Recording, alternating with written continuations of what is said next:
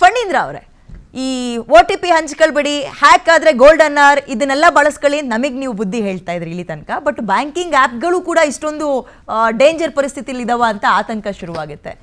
ಮೊದಲನೇದಾಗಿ ನಿಮ್ಮ opening comment ಏನು ಇಂಥ ವಿಚಾರಗಳಿಗೆ? ಮೇಡಮ್ ನೋಡಿ, no system is secured unless there is a human intervention ಅಂತ ಹೇಳ್ತಾರೆ. ಅಂದರೆ the biggest threat for cyber security is a human being himself. ಎಷ್ಟೇ ಒಳ್ಳೆ ಪ್ಲಾಟ್ಫಾರ್ಮ್ ಇಟ್ಕೊಂಡು ಯಾವುದೇ ಒಳ್ಳೆ ಇನ್ಫ್ರಾಸ್ಟ್ರಕ್ಚರ್ ಇಟ್ಕೊಂಡಿದ್ರು ಕೂಡ ಮನುಷ್ಯ ಮಾಡುವಂಥ ಒಂದು ತಪ್ಪಿನಿಂದ ಎಂಟೈರ್ ಇನ್ಫ್ರಾಸ್ಟ್ರಕ್ಚರ್ ಕಾಂಪ್ರಮೈಸ್ ಆಗುತ್ತೆ ಅನ್ನೋದಕ್ಕೆ ಇದು ಒಂದು ಒಳ್ಳೆ ಉದಾಹರಣೆ ಇದು. ಸೊ ಹವೆವರ್ ಈ ಒಂದು ಹಂತದಲ್ಲಿ ನಾವು ಯೂಸ್ ಮಾಡ್ತಿರುವಂಥ ಬ್ಯಾಂಕ್ ಅಪ್ಲಿಕೇಶನ್ ಯಾವುದೂ ಕಾಂಪ್ರಮೈಸ್ ಆಗಿಲ್ಲ. ಬಿಕಾಸ್ ಬ್ಯಾಂಕಲ್ಲಿ ಕೋರ್ ಬ್ಯಾಂಕಿಂಗ್ ಸಿಸ್ಟಮ್ ಅಂತ ಇರುತ್ತದು, ಅದು ಎಫೆಕ್ಟ್ ಆಗಿಲ್ಲ ಈ ಒಂದು ಪ್ರಕರಣದಲ್ಲಿ. ಹವೆವರ್ ಒಂದು ಡೇಟಾ ಏನಿದೆ, ಒಂದು ಡೇಟಾ ಸೆಟ್ ಏನಿದೆ, ಅದು ಯಾವುದೋ ಒಂದು ಸೋರ್ಸ್ ಮುಖಾಂತರ ಲೀಕ್ಔಟ್ ಆಗಿದೆ ಅನ್ನೋ ಒಂದು ವಿಚಾರ ಇವತ್ತು ನಾವು ಡಿಸ್ಕಸ್ ಮಾಡ್ತಿದ್ದೀವಿ. But with all set and done, ಮನುಷ್ಯನ ಒಂದು ಇಂಟ್ರಾಕ್ಷನ್ ಇಲ್ಲದೆ ಹೋದರೆ, ಮನುಷ್ಯನ ಒಂದು ನೆಗ್ಲಿಜೆನ್ಸ್ ಇಲ್ಲದೆ ಹೋದರೆ ಸೈಬರ್ ಸೆಕ್ಯೂರಿಟಿ ಕಾಂಪ್ರಮೈಸ್ ಮಾಡ್ಲಿಕ್ಕೆ ಆಗೋದಿಲ್ಲ ಅನ್ನೋ ವಿಚಾರ ಅರ್ಥ ಮಾಡ್ಕೋಬೇಕಿರೋದು ನಾವಿಲ್ಲಿ. ಎಲ್ಲಿ ಎಡವಿದ್ದೀವಿ ಹಾಗಾದರೆ? ಅಲ್ಲ, ಇನ್ಫ್ಯಾಕ್ಟ್ ಈಗ ಇಲ್ಲಿ ತನಕ ನನ್ನ ನಂಬರ್ಗೆ ಯಾರೋ OTP ಕೇಳ್ತಿದ್ರು, ನಾನು ಹೇಳ್ತಾ ಇದ್ದೆ, ಅಥವಾ ನನ್ನ ಡೇಟಾ ಯಾರಿಗೂ ಸಿಗ್ತಾ ಇತ್ತು, ಒಬ್ಬರನ್ನ ಹ್ಯಾಕ್ ಮಾಡ್ತಾ ಇದ್ರು, ಇಡೀ ಸಿಸ್ಟಮ್ನ ಹ್ಯಾಕ್ ಮಾಡ್ತಾರೆ ಅಂದರೆ ಹೌದು, ನೀವು ಸ್ವಲ್ಪ ಸಮಾಧಾನದ ಸುದ್ದಿ ಹೇಳಿದ್ರಿ, ಕೋರ್ ಸಿಸ್ಟಮಿಗೆ ಏನು ಡ್ಯಾಮೇಜ್ ಆಗಿಲ್ಲ ಸದ್ಯ. ಇಲ್ಲ, ಇಲ್ಲಿ ಸಿಸ್ಟಮ್ನ ಹ್ಯಾಕ್ ಮಾಡೋದು ಅಂತ ಕೇಳಿದ್ರೆ ಮೇಡಮ್, ಇದು ಇಟ್ಸ್ ನಾಟ್ ಅನ್ಆಥರೈಸ್ಡ್ ಹ್ಯಾಕಿಂಗ್. ಅಂದರೆ ಒಬ್ಬ ಎಂಪ್ಲಾಯಿಯ ಕ್ರೆಡೆನ್ಷಿಯಲ್ಸ್ನ ಯೂಸ್ ಮಾಡಿಕೊಂಡು ಅವನ ಹೆಸರಲ್ಲಿ ಈ ಒಂದು ಡೇಟಾನ ಆಕ್ಸೆಸ್ ಮಾಡಿ ಸಿಕ್ಕಿರುವಂಥ ಡೇಟಾನ ಡಾರ್ಕ್ ವೆಬ್ಬಲ್ಲಿ ಬಿಟ್ಟು ಲೀಕ್ ಆಗಿರುವಂಥ ಒಂದು ಪ್ರಕರಣ ಇದು. ಒಂದು ಪ್ರಮುಖ ಪ್ರಶ್ನೆ ಕಾಡುತ್ತೆ ಅವಾಗ, ಇದು ಕಳುವಾಗಿರೋದಾ ಅಥವಾ ಒಳಗಿರೋರು ಯಾರಾದರೂ ಮಾರಿರೋದಾ?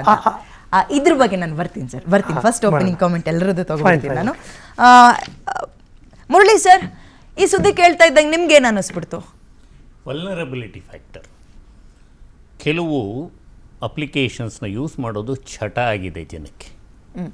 ನನಗೇನೋ ಒಂದು ಐಟಮ್ ಬೇಕು, ನೋಡ್ತಾ ಇರ್ತೀನಿ, ಅದಕ್ಕೆ ಸಂಬಂಧಪಟ್ಟಂಗೆ ಒಂದು ಫೋನ್ ಬಂದರೆ ಅದಕ್ಕೆ ಮುಂಚೆ ಹೇಳ್ತೀನಿ, ಅವರು ಪುಷ್ಟೀಕರಣ, ನಾನು ಏನು ನೋಡ್ತಾ ಇದ್ದೀನಿ ಅಂತ ನೋಡೋಕ್ಕೆ ಒಂದು 200-300 ಎಂಪ್ಲಾಯೀಸ್ನ ಇಟ್ಕೊಂಡಿರೋ ಕಳ್ಳ ಫರ್ಮ್ಗಳಿದೆ.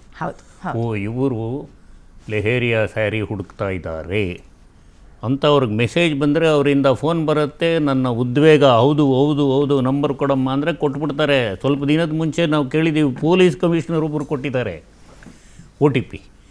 ಅದು ಹ್ಯಾಕಿಂಗ್ ಅನ್ನೋದ್ರ ನನ್ನ ಅರ್ಥ ಹೇಳೋದು, ನನ್ನ OTP, ನನ್ನ ಪಾಸ್ವರ್ಡ್ ನಿಮಗೆ ಕೊಟ್ಟು ನೀವು ದುರುಪಯೋಗಿಸಿದ್ರೆ ಅದು ಹ್ಯಾಕಿಂಗ್ ಅಲ್ಲ, ಅದು ಮೋಸ, ವಂಚನೆ ಆಗುತ್ತೆ. ವಂಚನೆ. ಅದು ಗೊತ್ತಿಲ್ಲದೆ ಇರೋ ಒಂದು ವ್ಯವಸ್ಥೆ ಇಟ್ಕೊಂಡು, ಟೆಕ್ನಿಕಲಿ ಸೌಂಡ್ ವ್ಯವಸ್ಥೆ ಇಟ್ಕೊಂಡು, ಅವನಿಗೆ ಕಳ್ಳತನದ ಬುದ್ಧಿ ಇದ್ದರೆ ಅವನೊಂದು 300 ಜನನ ಸೇರಿಸಿ ಹೇಗೋ ಮಾಡಿ ಬ್ರೇಕ್ ಇನ್ ಮಾಡಿ ಹ್ಯಾಕ್ ಮಾಡಿ ದುಡ್ಡನ್ನ ನಿಮಿಷಾರ್ಧದಲ್ಲಿ ಬೆಂಗಳೂರಿಂದ, ಶ್ರೀಲಂಕಾಯಿಂದ, US ಇಂದ, ಅರಬ್ಬಿಂದ, ದುಬೈಯಿಂದ, ಸಿಂಗಾಪುರ್ಗೆ ಹೋಗೋವರೆಗೂ ತಲುಪಿಸ್ಬಿಡ್ತಾರೆ. ಅದು ಹ್ಯಾಕಿಂಗು. ಇದರಲ್ಲಿ ನಮ್ಮ ಬುದ್ಧಿವಂತಿಕೆ ಏನಿರಬೇಕು ಅಂದರೆ, ಅತಿ ಉದ್ವೇಗದಲ್ಲಿ ಆನ್ಲೈನ್ ವ್ಯಾಪಾರಗಳು ಮಾಡಬಾರ್ದು, ಸಿಕ್ಕಿದ ಆ್ಯಪ್ಗಳನ್ನ ಹಾಕಬಾರ್ದು. ಅಲ್ಲ, ಅದೊಂದು ಚಟ. ನೀವೊಂದು ಬಸ್ ಸ್ಟ್ಯಾಂಡ್ ನೋಡಿ, ಒಂದು ಬಸ್ಸಲ್ಲಿ ನೋಡಿ, ರೋಡಲ್ಲಿ ನೋಡಿ, ಯಾರಾದರೂ ಸೆಲ್ಫೋನ್ ನೋಡ್ದಿರ ನಮ್ಮನ್ನು ರೋಡನ್ನ ನೋಡ್ತಾ ಇರ್ತಾರ? ಸೊ ಹೀಗಿರಬೇಕಾದ್ರೆ 140 ಜನ ಇರೋ, 140 ಕೋಟಿ ಜನ ಇರೋ ಸಂಖ್ಯೆಯಲ್ಲಿ 1% ಜನ, 0.5% ಜನ ಮೋಸ ಹೋದ್ರೇನು 100 ಕೋಟಿ ಹೋಯ್ತು.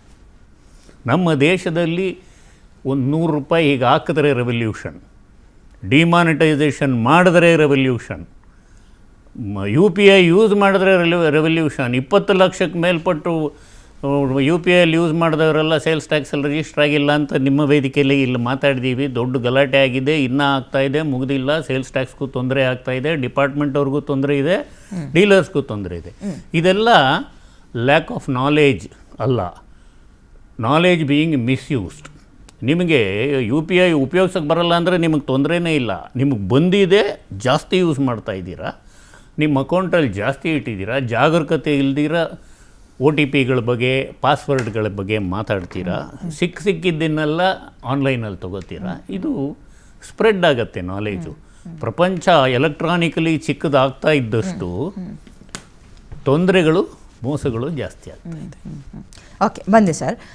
ಪ್ರಕಾಶ್ ಮಂಡುತ್ ಅವರೇ, ವ್ಯಾಪಾರಸ್ಥರಿಗೆ ಈಗಂತೂ ಯಾರು ದುಡ್ಡುಗಿಡ್ಡಲ್ಲಿ ನೀವು ವ್ಯವಹಾರನೇ ಮಾಡಲ್ಲ ಬಿಡಿ, ತಗೊಳ್ಳೋರಾದ್ರೂ ಆಗಲಿ, ನೀವು ಶಾಪ್ ಅವರಾದ್ರೂ ಆಗಲಿ, ಎಲ್ಲವೂ ಯು ಪಿ ಐ. ನಿಮ್ಗಳಿಗೆ ಈ ಸೈಬರ್ ಸೆಕ್ಯೂರಿಟಿ ಅನ್ನೋದು ಎಷ್ಟು ಮಾರಕ ಆಗ್ತಾ ಇದೆ, ಎಷ್ಟು ಭಯ ಹುಟ್ಟಿಸ್ತಾ ಇದೆ? ಮೇಡಮ್ ನೋಡಿ, ಇವಾಗ ಈ ತಂತ್ರಜ್ಞಾನ ಏನಿದೆಯೋ ಅದ್ರ ಬಳಕೆ ಜಾಸ್ತಿ ಆಗಿಬಿಟ್ಟಿದೆ. ಅದ್ರ ಬಳಕೆ ಜೊತೆ ಬೇರೆಯವರು ಅದನ್ನು ಅಡ್ವಾಂಟೇಜ್ ತಗೊಂಡು ಮೋಸ ಮಾಡೋ ಪ್ರವೃತ್ತಿನೂ ಜಾಸ್ತಿ ಹೆಚ್ಚಾಗಿದೆ. ಇವಾಗ ನಾವು ಏನು ಗೊತ್ತಾ, ನಮ್ಮದು ಟ್ರಾನ್ಸಾಕ್ಷನ್ ಆ್ಯಸ್ ಎ ಡೀಲರು ನಮ್ಮಲ್ಲಿ ಇವತ್ತು ಚೆಕ್ಕು ಇಲ್ಲ RTGS ಅದೆಲ್ಲ ಹೋಗುತ್ತೆ. ಯು ಪಿ ಐನಲ್ಲಿ ಕಮ್ಮಿ ಮಾಡ್ತಾರೆ. ಈ ಸ್ಮಾಲ್ ಡೀಲರ್ಸ್ ಯು ಪಿ ಐನಲ್ಲಿ ಮಾಡ್ತಾರೆ. ದೊಡ್ಡ ಡೀಲರ್ಸ್ ಎಲ್ಲ ಚೆಕ್ಕು ಆಮೇಲೆ ಕ್ಯಾಶ್ ಟ್ರಾನ್ಸಾಕ್ಷನ್ಸು RTGS ಅಲ್ಲಿ ಮಾಡ್ತೀವಿ. ಇಲ್ಲಿ ಏನಾಗಿದೆ ಅಂದರೆ, ಈ ನಮ್ಮ ಎಕ್ಸ್ಪರ್ಟ್ಸ್ ಇಬ್ಬರು ಇದ್ದಾರೆ, ಅವ್ರು ನಿಜ ಹೇಳಿದ್ರು. ಅವ್ರು ಹೇಳ್ತಿದ್ರು ಇದನ್ನ ದುರ್ಯೋಪಯೋಗ ಹೆಂಗೆ ಪಡಿಸ್ಬೇಕು, ಆ ಪರ್ಸೆಂಟೇಜ್ ಕಮ್ಮಿ ಇದೆ, ಆದರೆ ಅದರ ವಹಿವಾಟು ತುಂಬ ಜಾಸ್ತಿ ಇದೆ. ಸೊ ನಾವು ವ್ಯಾಪಾರ ಮಾಡುವಾಗ ನಾವು ಯಾವಾಗಲೂ ಗಂಭೀರವಾಗ ಆನ್ಲೈನ್ ಟ್ರೇಡಿಂಗ್ ಮಾಡುವಾಗ we should be very careful. ಇವಾಗ ಕೆಲವು ಕಡೆ ನಾವು ನೋಡಿದ್ವಿ, ನಾನು ಮೊನ್ನೆ ನೋಡ್ತಿದ್ದೆ, ಬ್ಯಾಂಕ್ ಎಂಪ್ಲಾಯೀಸು ಕೆಲವರು, ನಾನು ಎಲ್ಲರಿಗೂ ಹೇಳಲ್ಲ, C as even today we trust bank, but ಕೆಲವು ವರ್ಗದಲ್ಲಿ ಇವಾಗ ಸೈಬರಾಬಾದಲ್ಲಿ ಮೊನ್ನೆ ಒಂದು ಆಯಿತು, 7 ಜನ ಅರೆಸ್ಟ್ ಮಾಡಿದ್ದಾರೆ. ಅದು ಲಾರ್ಜ್ ಸ್ಕೇಲು, ಅಂದರೆ KYC ನೀವು ಮಾಡುವಾಗ ಅದನ್ನ ಬೈಪಾಸ್ ಮಾಡೋದು ಅಂಥ ಪ್ರವೃತ್ತಿಗಳೆಲ್ಲ ನಡೆದಿದೆ. ಸೊ ನಮಗೆ ಆನ್ಲೈನ್ ಮಾಡುವಾಗ ನಮ್ಮ ಟ್ರೇಡರ್ಸ್ನ ನಾವು ಪದೇ ಪದೇ ಹೇಳ್ತಿರ್ತೀವಿ, ನೀವು ತುಂಬ ಗಂಭೀರವಾಗಿ ನೀವು ಟ್ರಾನ್ಸಾಕ್ಷನ್ ಮಾಡುವಾಗ ತುಂಬ ಹುಷಾರಾಗಿ ಮಾಡಬೇಕು ಅಂತ ಹೇಳ್ತೀವಿ. ಆದರೆ ಲಾರ್ಜ್ ಸ್ಕೇಲಲ್ಲಿ ಇವತ್ತು ನಮ್ಮ ಟ್ರೇಡರ್ಸು ತುಂಬ ಜಾಗೃತವಾಗಿದ್ದಾರೆ.